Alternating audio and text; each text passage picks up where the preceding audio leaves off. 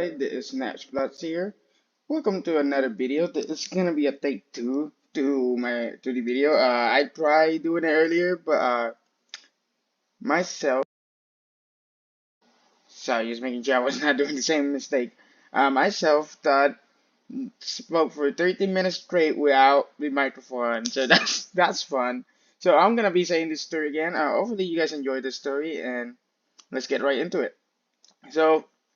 It happened when I was visiting my dad during the summer. Now, in the summer, I was spending a lot of time with my dad, with the family, and everything.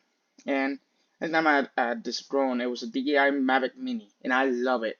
It was a used one. It wasn't like the modern ones, but at least it was one I could experiment and actually practice my flying skills, right? So I fell in love with it. I was using it all the time, every single day, trying to get better at it, trying to get to take photos and everything. And I love it. Now the problem is that when my dad got it for me as a gift, it didn't have the best propellers because, like I said, it was a used one. It was cheaper and it was in good condition. The propellers were really the only damaged thing.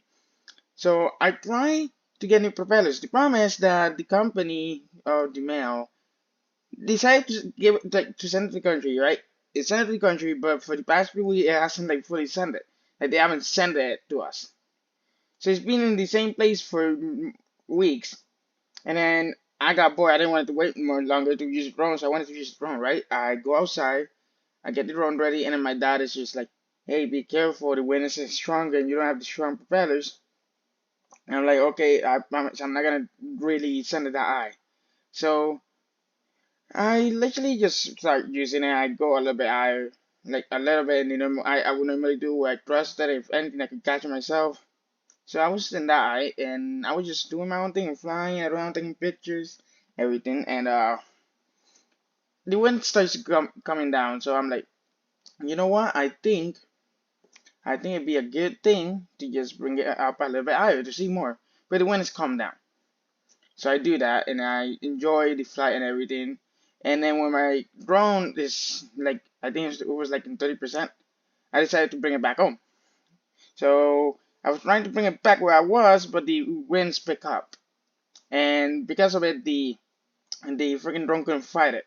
Now keep in mind the propellers were damaged, and compared to the other DEI minis, it didn't resist as much wind as those. So it was easier for it to be dragged by the wind.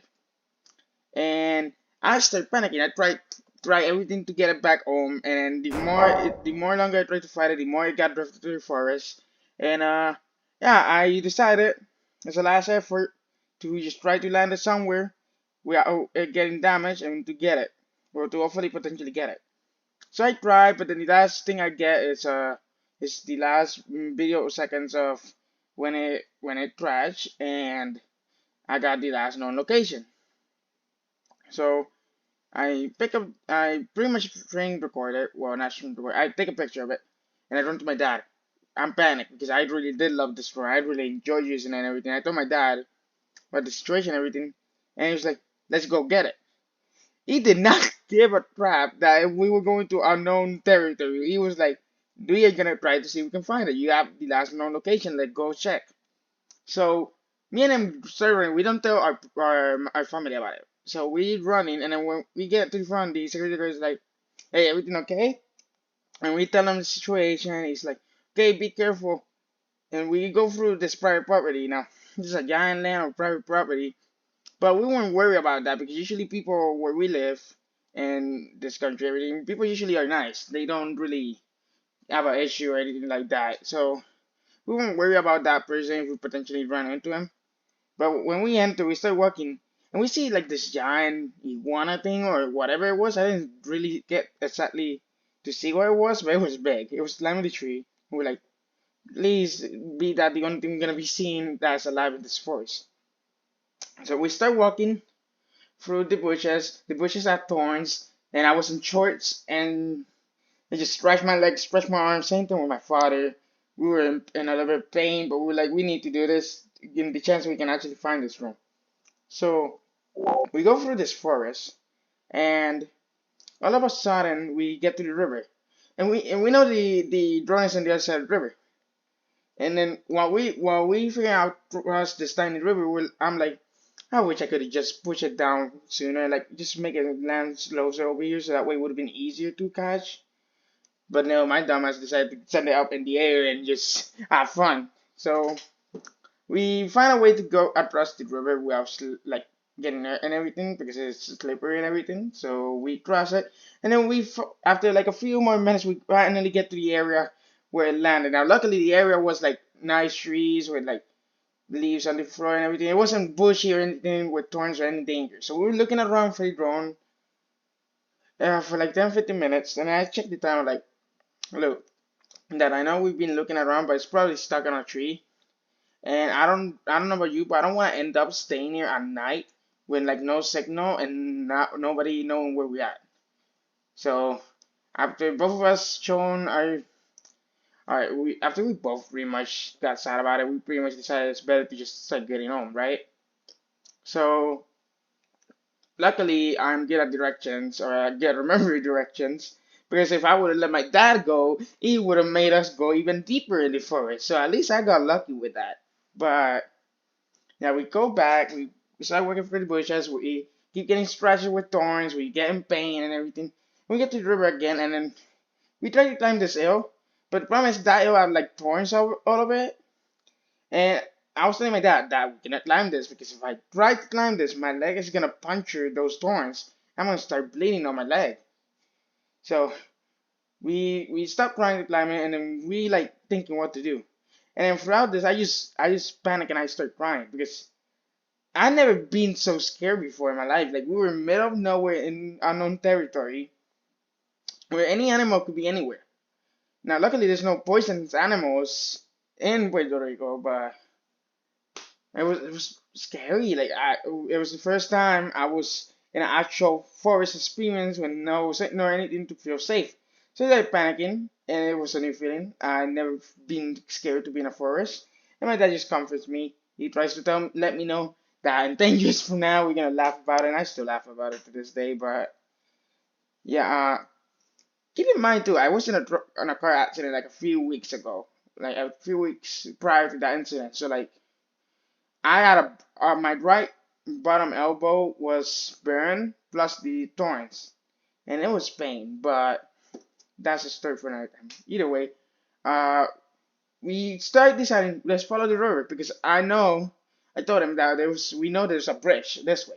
If we follow this river this way, we'll eventually get to a place where there's people because every civilization is right next to a river because that's easy way to access water. So we started following the river. It was fun. The water's usually clear. It was nice, very refreshing. We slept a few times, but nothing too crazy. And after like 20 minutes of walking, 20 to 30 minutes, we get to this deep area. And I'm worried because I'm like, please, please don't be nothing in there. Because prior to that, everything else that we were going through, it was shallow. It was shallow. So not only we could see the bottom of the floor, the water was very clear. So if anything was there, we could see it. But no, the water was a little bit dirty in that area and it was deep. So we got worried. And my dad was like, you know what? Let's just go. I mean, let me try it first. And if I feel safe, you can come. You can follow me behind. So he tries it, and then I feel confident later after that because I know nothing happening to him. So I start following behind him. And it was like my 2 minutes of my most panic. I was worried that something would just crash through my leg or like bite me or anything. But luckily that did not happen. We get out, and then like 7 more minutes into it, we see light. And when we see it on top of the sail, we climb it, and we see there's a fence, and then we look around, it's the neighborhood that we live in, or in this case, the apartment complex. So we get started. We go through a track of the fence. There was a opening, so we went through there, and then my dad went over the fence. Well, I did not want to get hurt by those wires that they put for people to not climb over, so I decided to just squeeze myself through the locked door. That was fun, but either way, we get there, we come out, we go to to the security guard, and he just coming running towards us, like so confused, like so concerned, and we're like, "Are you okay? Like we're fine, we're back here." He's like, "Oh my guys, I forgot to tell you guys that the owners of that land they told me one time that they've been finding like crocodiles or alligators in that area. Now I don't know which one is the difference. I know when it's saltwater and when it's freshwater, but you get the point. So I was like, you telling me that you did not tell us that there could have been potential danger in this. I mean, there was already danger to begin with, but knowing that there could have been something that could have ripped our legs or arms or take our life, like, I got confused. And I got panicked, but I was glad that I literally got out there alive. I go to my not my stepfather, my father and my stepmother. Like my father and I walk back in. Our stepmother and my siblings are concerned. We tell them everything's okay. We just rest in a hurry, and they pretty much got mad that we didn't tell them. And I told my mom, and that was the better conversation. She was just like, "You the motherfucker! You went in there like I don't never want you anywhere neither." And I'm like laughing inside. I'm like, "It was the best time of my life. Let me live." But yeah, after that, it just was just healing my wounds. I mean, I was in pain for a few days, but I was fine, and that's just that. And all I would say is that don't go for something in the middle of nowhere. And if you do for some reason, don't go there by yourself or don't tell anybody. Like that's just one way for you to get hurt or never being seen again. So please just don't do it. Everything that's material wise, it can be returned. It can be gotten again. Like you don't need to risk your life for something that you can buy again. Like don't do it. Don't do what I did. But that's it. Pretty much, I kept living over there for a few more days until I had to come back to the United States, and here I am now. I mean, it was a fun adventure to say the least.